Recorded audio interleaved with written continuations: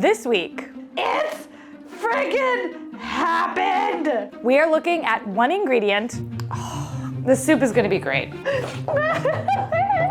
And the different iterations that fall within it. Like, why is it all the way over there? I wasn't even cooking over there. You've seen them on top of pretty much every dish I've ever plated. Some of you are mad about it, but I am not ashamed to say that I love herbs. Oh, it smells so good. Parsley, watercress, Swiss chard. Any y'all are looking for herb? We are going to explore 5 different herbal dishes. That is so delicious and really beautifully herbaceous. From 5 countries. Whoa, that is so different. This is going to be delicious. But before you say anything, none of them are the kind.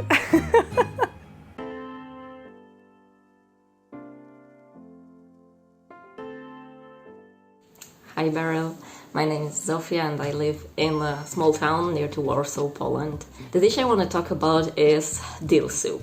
Zupa Koperkowa in Polish. This is a very humble vegetable soup with a special something from the dill. This is not a dish you can order in a restaurant, it is more like a homemade soup.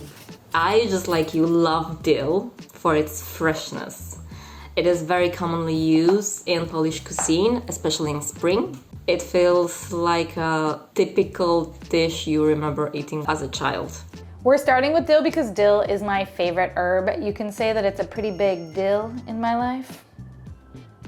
I have said in the past that dill is the glitter of all the herbs and it gets everywhere. So if you see dill in the next recipes, it's because I just, for the life of me, cannot get it off of my counter. In my family home, we had the soup every single day. My mom is a soup master.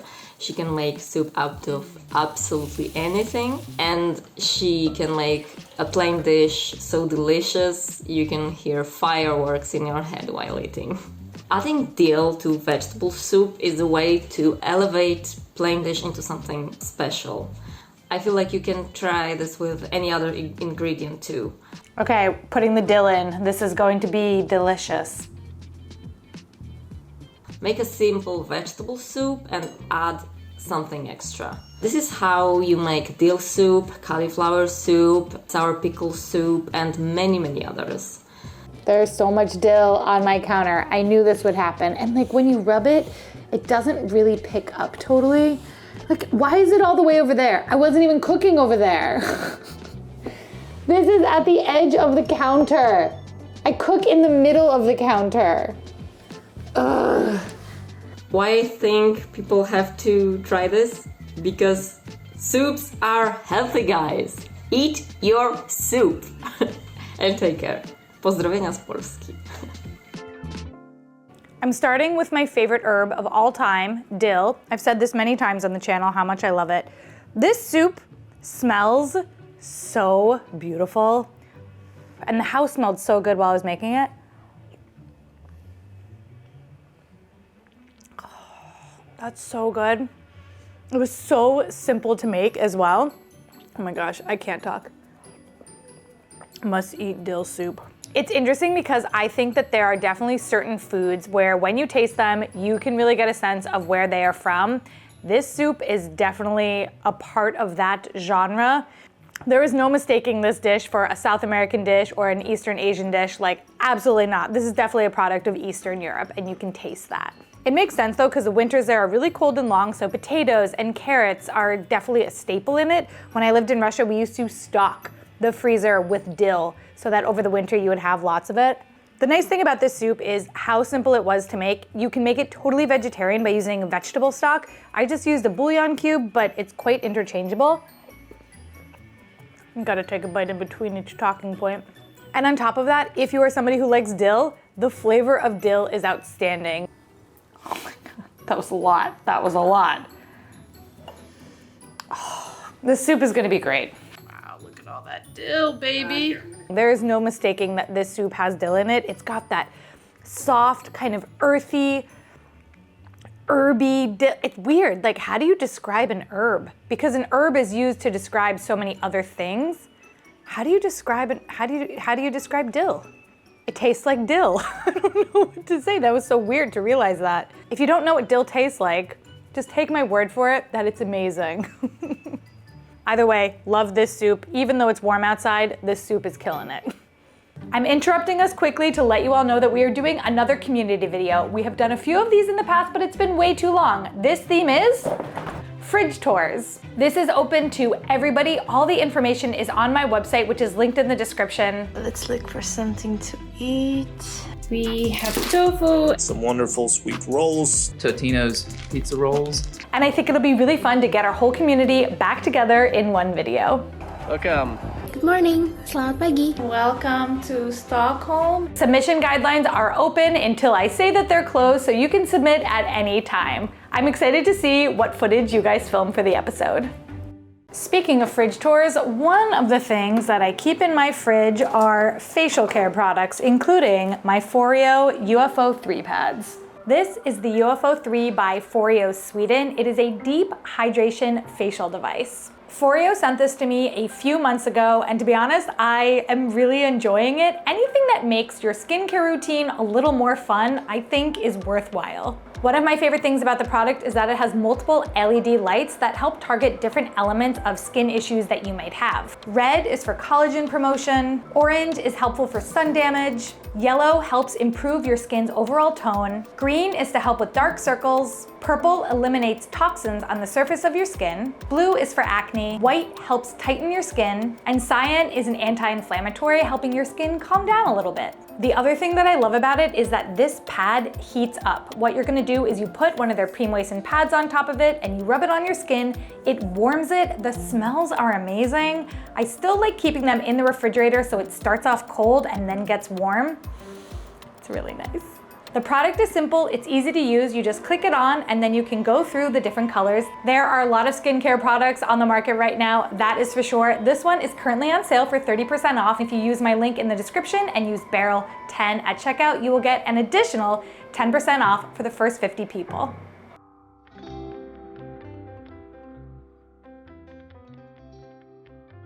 Hi Beryl, my name is Avi and I was born and raised here near Albany, New York, but part of my family is originally from Armenia. Today I want to talk to you about Zhingyalov'hats, or in English bread with zhengyal, which is an herb native to the region of Artsakh. This dish is a thin oblong flatbread just stuffed to the brim with all different kinds of herbs and greens and then baked on a sage. When I looked at what this dish looks like online, it definitely seems very intimidating. However, I watched a couple videos and I do feel at this point that I'm more confident in making water and flour doughs. So I would say that my belief in accomplishing this dish is right now a 7 out of 8. I know, it's high, but I think I can do it. I love this dish because here in America, I think we really look down on just leafy greens. We see them as kind of boring. And I, for one, am really tired of just lettuce and ranch, but with Zhingyalov'hats, the flavor of all the different herbs makes eating veggies taste so good, with a balance of earthy, herbal, and bitter flavors, and of course stuffing anything inside of bread will always make it taste better. This is all somehow going to go inside the flatbread, which is very surprising to me, and I've got a lot of chopping to do. Parsley, watercress, Swiss chard. That's our mixture. This dish hails specifically from the region of Artsakh. You may have seen on the news that after a recent invasion by Azerbaijan, Artsakh has essentially been dissolved and most of its native Armenian population has fled. This is not an uncommon story for the Armenian people, and Zhingyalov'hats really started out as a struggle food. It was eaten in times of famine or war, and I think it represents the resilience of our people. Artsakh as we know it is gone, but the people of Artsakh will keep on making Zhingyalov'hats and preserving the memory of where they came from forever. This dish is really more than food to me.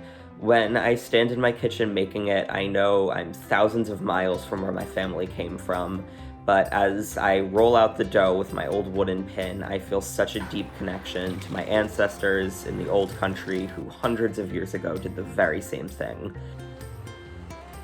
It really does smell really good. Like herby and paprika-y and it just smells like spring. I love it. The biggest bowl of greens you've ever seen. Food is, to me, the best way to preserve the memory of our history and where we came from.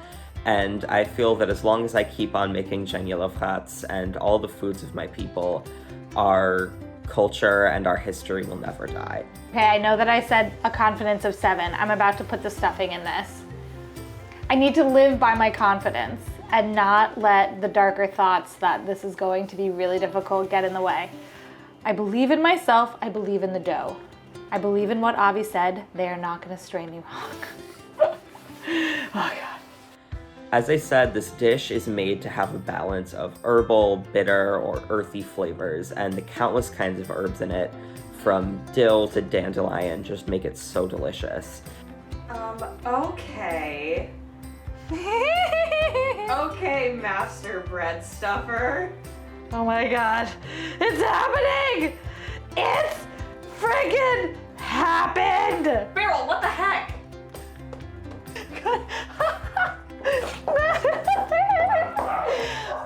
My dog is getting excited. You guys. First try.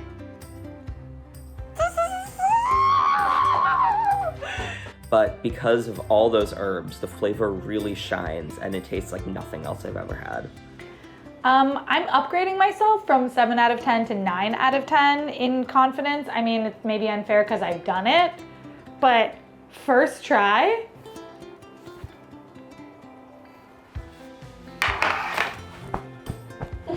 Did you get that? I think people should try this dish because Armenian food is really not very well known. And this is one of those dishes that showcases how even in times of struggle, when you don't have access to very much, you can still create fantastic food. Thank you. 7 out of 10, I said. And then I said 9 out of 10, 10 out of 10. It looks perfect compared to the videos that I saw. I can't believe how it worked out. I mean, let's see how it tastes, but I'm pretty sure this is gonna be good. Yep. I'm not sure if this was simple to make or I've gotten to a point in this cooking show where certain things are just not as difficult for me anymore. I do feel like for the past multiple episodes, I've been given a lot of doughs to make, so making the water and salt dough didn't feel that scary to me. What I was worried about was the folding. I watched a ton of episodes watching how everybody folded these, because the folding technique, it wasn't complicated, but it all seemed everyone did the same thing, plus the smack in the middle with your hands to seal it in. And as you saw, first try, I got it. This is honestly something that I would make again because I feel like it's very impressive and it tastes so beautiful. There's a bitterness to the inside of the herbs, which you're getting from the Swiss chard, from the watercress, AKA the most nutritionally dense food on the planet. This says that watercress is the most nutritionally dense food on the planet. I had no idea. I also don't think about what the most nutritionally dense foods of the planet are, but it definitely wasn't gonna be watercress. Watercress. Question mark? I don't know about that. And then you had all of the parsley that gives that kind of crunchy crispiness to it. By putting all of it in raw to the dough, I didn't expect it to cook down the way that it did. I think that that was because inside, sometimes when I was cooking it, you would see the bread rise up, meaning there was so much steam in there that was getting it all like yummy yummies. Can you see that? Oh, there she goes. You can taste the lemon in this too, so the bread has a sort of brightness with that bittery herbness that's so lovely. I think Avi did a really beautiful job talking about this dish and talking about its cultural importance with Armenian culture and the Armenian cuisine. I'm gonna leave a couple of links in the description to act as resources for you in case you're interested in learning more about what Avi was talking about. I've always thought that food is a great way to introduce yourself to another culture that you might be unfamiliar with. And especially with Armenian food, I agree with what Avi said, that it's definitely not on the forefront of popular cuisines around the world, even though I agree that it definitely should be. I think sometimes we shouldn't let our intimidations stop us from trying something new, and I'm so proud that I did this and that I got to learn about this and that it became something that I am definitely going to carry with me in the future. So if this is interesting to you, I recommend you give it a go. What's the worst thing that'll happen? It doesn't turn out perfect, but the best thing that can happen is that you'll really enjoy it and it'll taste delicious.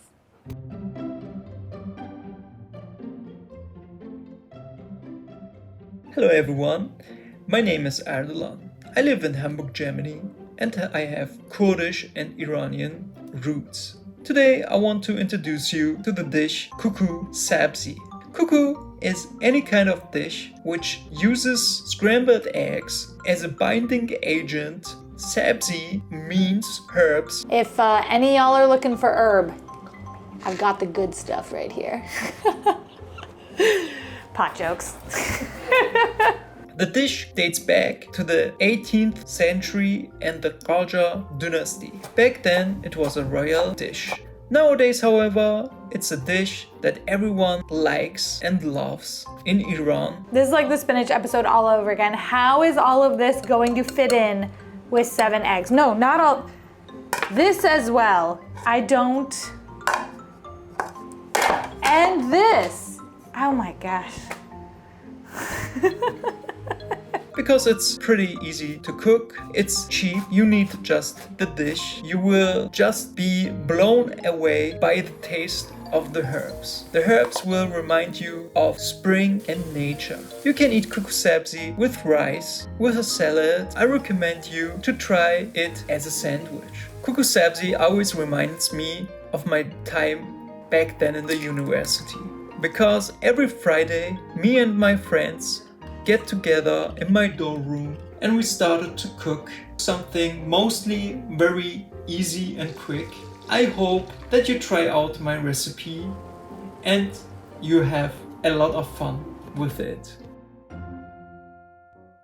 This is like the ultimate quiche, in my opinion. I cannot believe how many herbs went into this, and it kind of reminded me of the spinach Vietnamese soup that I made, where it was just so much spinach, and I was like, there's no way it can handle it all, but it did. Ardelan recommended that I try it as a sandwich, but first I'm just gonna try it on its own. Oh my God. That is so delicious and really beautifully herbaceous. The pop of the barberries giving that little bit of tartness and sweetness is really, really nice. I think that the baking powder elevated everything to make it so fluffy on the inside. I definitely taste the parsley, I definitely taste the cilantro, and it definitely tastes different. And I definitely am tasting the dill. So it's bringing all of these beautiful springtime fresh flavors with eggs, which I just love. Here is everything that I'm gonna do for the sandwich, and Ardelan's gonna tell us how to assemble it. For the sandwich, you need tomatoes, a baguette, pickled Persian cucumber, and some salad. For the sauce of the sandwich, you should take any kind of burger sauce, like the typical Big Mac sauce, which we all love. The Big Mac sauce. And if you just wanna keep it simple, then you just use mayonnaise. I do love the look of the sandwich, but I think some of you may know what I'm about to say. But I'm gonna go for it anyway.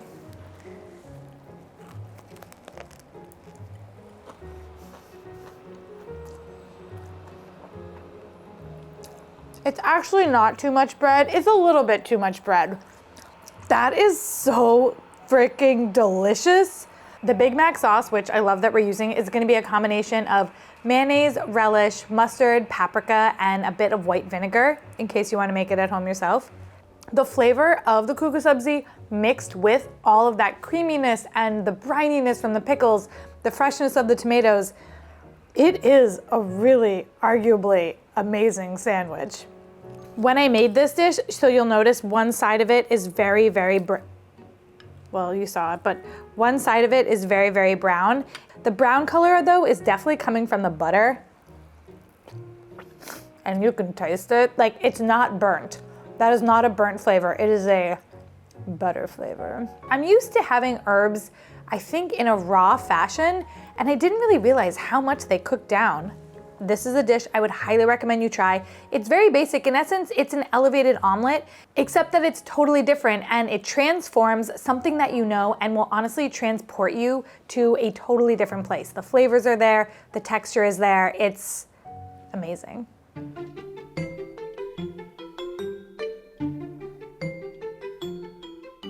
Hi everyone, my name is Sven-Joonatan and I'm from Estonia and live in a city named Rakvere. And I'm proud to be the first Estonian on this channel. The dish I want to talk about today is Karulaugupesto or Ramson pasta. Ramson pasta is made with Ramson pesto, which is quite similar to the famous Genovese pesto. Ramson usually starts growing before anything else in the forest. So during the season, whole forest floor is just so green and lush. So here in New York City, unlike in Estonia, how Sven-Joonatan said that you can get these in the forest and kind of everybody eats them, ramps are so expensive. People in New York City go feral when they come out. Each bunch of ramps cost $6 and the season is literally like 2 weeks long here. So this episode is perfect timing for me to make these. And I've never really had ramps because they're so expensive. They don't really smell very oniony. They just smell really fresh. So I'm excited to try this, especially because it's a take on pesto, which I do know and love.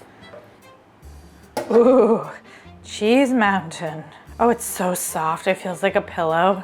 I think that Ramson is part of the spring experience here in Estonia. It tastes very strong and garlicky, but it's also in a way very fresh and full of vitamins, and that's why sometimes it's also called green gold. And different variants of pesto is made, but it's also eaten just as a seasoning on a dish or on an open sandwich. I think this dish represents Estonian culture quite well in a way. We don't have so much our own food culture in Estonia, and pasta is definitely not an Estonian food. Oh my God, the color is amazing. I'm just gonna taste this for salt and the seasoning of it. Whoa, that is so different. Okay, that is not like other, okay, cool, very cool. But in a way it represents Estonian culture because we are also called the forest people. More than half of Estonia is covered with forest, and we tend to go to forest quite often and feel very connected with nature in general. I enjoy this experience every year, to just breathe in the spring air. And you usually don't have to go too far because forest is always near. Ramson really is the main ingredient. This smells so good. I am in heaven. I am in heaven. It smells so much better than typical pesto. And by frying and cooking the pesto, the taste becomes a little bit more mild, which I enjoy. And I also think the different tastes come forth during this process. I recommend this dish just to have the taste of spring, and it's really the green gold, so you can feel the vitamins and health kick in. I hope you enjoy it. I think this might be one of the most expensive dishes I've ever made on my channel. Leigh and I were saying that in a restaurant, we think this would definitely cost over $30. So worth it to make at home.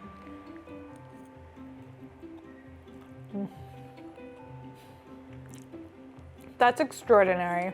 Sometimes you think all pestos might be the same.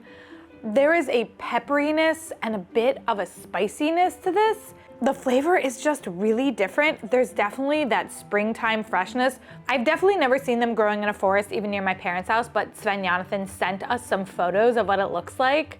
It looks magical. Also, I just want to say that the way Sven talked about being Estonian and about their relationship to the forest, even calling them forest people.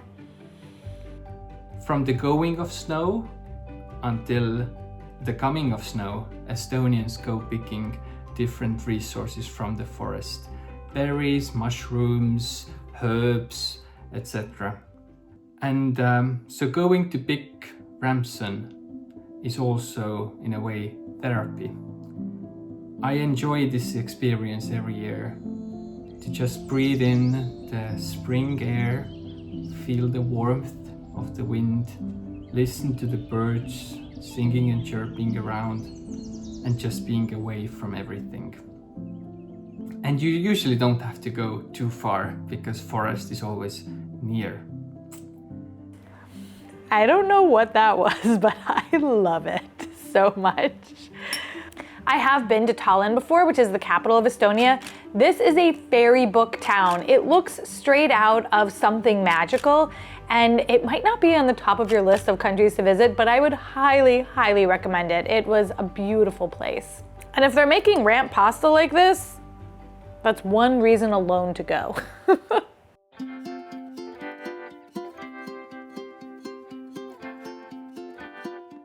Hi, I'm Chelsey. And I'm Kevin. And we live in Houston, Texas. The dish we'd like to talk about today is cornmeal thyme cookies. It's a bright yellow cookie due to the inclusion of cornmeal, speckled with green thyme, and then you roll the cookie in sugar before you bake it to give it an extra crunch and sparkle. The inclusion of cornmeal makes the texture more interesting than most cookies.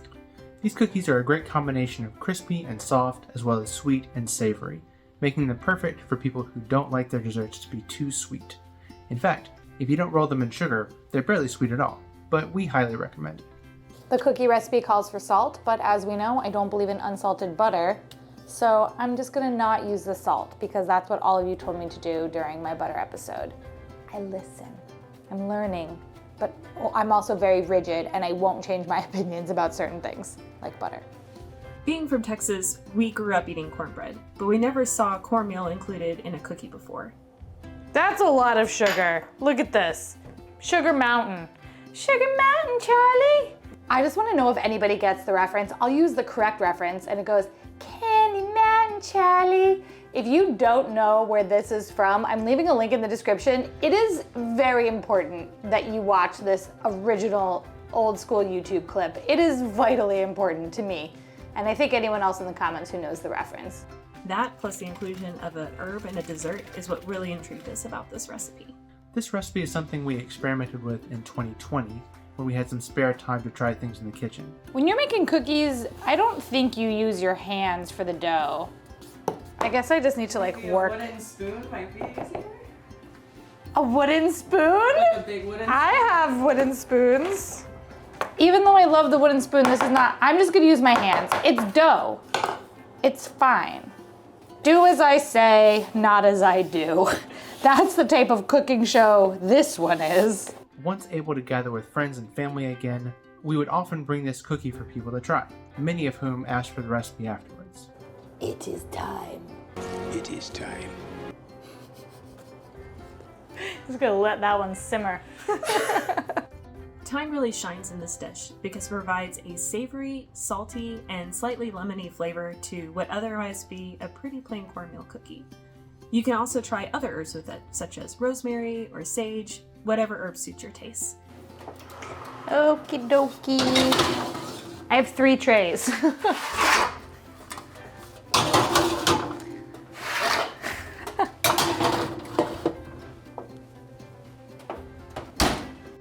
People should try these cookies because it's a unique combination of flavors, a simple recipe, and easy to customize. Most importantly, it's not a waste of time. Cheers. Look at this plate of cookies. Doesn't it look like a Shutterstock image of a plate of cookies? I mean, they're all kind of oblong and irregularly shaped, so maybe not a perfect stock image of cookies, but it's just like a big cookie. And I really like that in a cookie. Size and crunch. I added a little bit of lemon zest because it's delicious. This one has a lot of thyme on it, so we'll give it a, ooh. It's not a super crispy cookie, but it's definitely not like a super soft one. Do you guys prefer crispy or soft cookies? I'm team crispy. Wow. You can really taste the thyme. The thyme and love that I put into this cookie. No, the herb. I mean both. The cornmeal is definitely something different. I don't think I've ever had a cornmeal cookie. It makes the cookie less sweet, and so there's like this kind of interesting cornmealy taste at the end of it that is different, but actually I do think it goes really well with the thyme. The dough for this was really, really soft and buttery, and it was a little difficult for me to work with. I think this is now the 3rd time that I've made cookies in my life. Why is this hard right now? I'm sweating. I need an adult. There's butter everywhere. You'd think that by now I'd be a little bit better at it. I had a couple mishaps with the blend grinder. Hand mixer. Hand mixer. Wait, oh. No. Shoot, how do I turn this off? I like this because thyme is one of those herbs that I don't really always know what to do with. I feel like other than chicken, and now I guess cookies, I don't really know what to do with thyme. So if anybody else has any recommendations. And I never in a million years would have thought to put it in a cookie or in a cake. And I think that's really interesting. I like the idea of putting herbs into sweet things to help give them that little bit of fresh herbiness. I think if you're somebody who doesn't really want a super sweet cookie, this is a really good cookie. My teeth don't feel weird. My cheeks feel pretty good. It's buttery, that's for sure. But the herbs are just really brightening everything up. So is the lemon zest, which I would recommend adding. This episode was fabulous. As an herb lover, I'm definitely looking at herbs in a really different way. All of the recipes are in the description, which are on my website, which you should check out if you haven't already. And in the meantime, until next week, I will leave you with 2 other episodes in our culinary universe. One of them is chickpeas, which was fabulous. And another one is onions, because, I don't know, just felt like showing y'all some onion dishes today. I'll see you all next week.